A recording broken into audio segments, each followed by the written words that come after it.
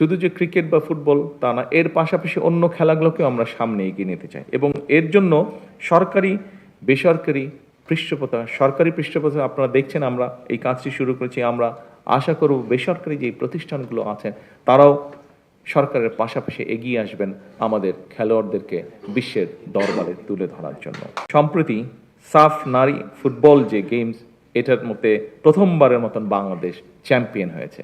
সেই চ্যাম্পিয়নদেরকে আবারও আজকের এই অনুষ্ঠানের পক্ষ থেকে আমি আন্তরিকভাবে শুভেচ্ছা এবং অভিনন্দন জানাচ্ছি।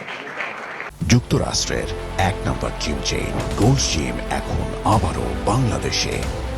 বসুন্ধরা আবাসিক এলাকা ও বসুন্ধরা সিটি শপিং মলে। সময়ের পরিপ্রেক্ষিতে বর্তমান সরকার খেলাধুলাকে পেশা হিসেবে প্রতিষ্ঠিত করার জন্য স্বল্প, মধ্যম এবং দীর্ঘমেয়াদী লক্ষ্য এবং পরিকল্পনা যেগুলো নিয়েছে, সেগুলো আপনার কিছুক্ষণ আগে যে ভিডিও হয়েছে তার মাধ্যমে আপনারা দেখেছেন।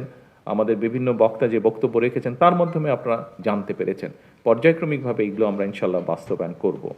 পড়াশোনার পাশাপাশি খেলাধুলার প্রতি আমাদের যে ছেলেমেয়েরা ছোটবেলা থেকে আগ্রহী স্পোর্টসের জন্য, তারা যাতে এই সুযোগটা পায় সেজন্য এর মধ্যেই দেখেছেন স্পোর্টস মিনিস্টার উনি ওনার বক্তব্যে বলেছেন যে শিক্ষা কারিকুলামের পাশাপাশি আমরা কারিকুলামের ভেতরে আমরা চতুর্থ শ্রেণী থেকে খেলাধুলাকে যাতে মোটামুটি কম্পালসারি করা যায়, অর্থাৎ আমাদেরকে স্কুলে যেরকম অঙ্ক, ইংরেজি, ভূগোল, ইতিহাস এগুলো যেরকম কম্পালসারি পড়তে হয়, আমরা চাচ্ছি যে বাচ্চাটা যে খেলাটাই পছন্দ করুক কিন্তু সেই খেলাটা তাকে খেলতে হবে, সেটাতে তাকে এক্সপার্ট হতে হবে, সেটাতে তাকে নিজেকে গড়ে তুলতে হবে। অর্থাৎ